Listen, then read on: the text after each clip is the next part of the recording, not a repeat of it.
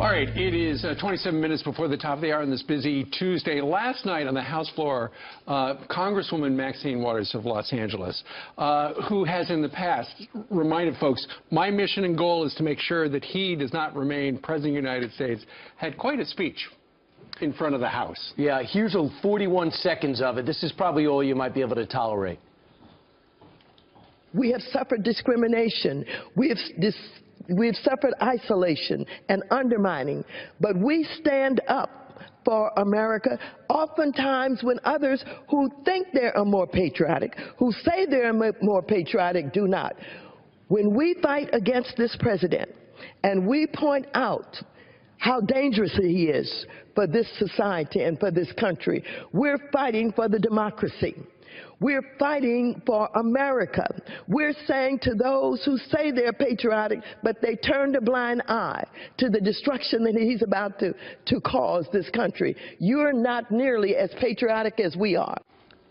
So I have no idea what the meaning or purpose of those statements were, but you might think that, okay, for the people that elected through this democracy, through the electoral system, they might also be patriotic because she doesn't agree with Donald Trump and is out there to hurt Donald Trump, and California, for the most part, doesn't vote for Donald Trump. It doesn't mean he actually is bad for America, maybe in her mind. Yeah, it makes her look bad. It makes her look so negative because she says a blind eye to the destruction that he is about to cause our country. So she's saying he hasn't done it yet, but I'm expecting him to. You can't go through life looking at it that way. And she's the one who says she wants him impeached.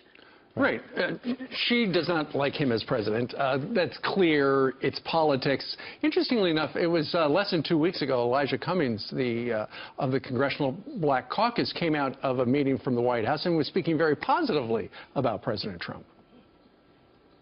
We presented a proposal to the president, and I must tell you that the president was enthusiastic about our proposal. I'm having some faith and believing, and we'll see what happens.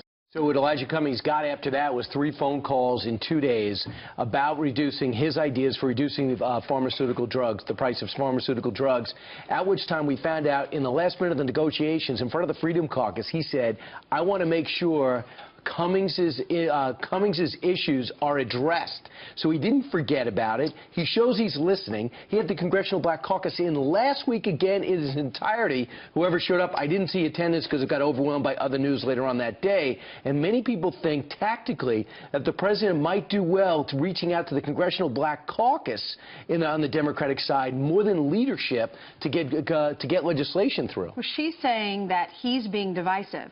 Do you not think what she said is divisive? It's the most negative thing, and such a negative message. It makes our country more divided. She's been nonstop since the election. It is hard to watch. Yeah. So you've got 2 members of the Congressional Black Caucus, both with different points of view.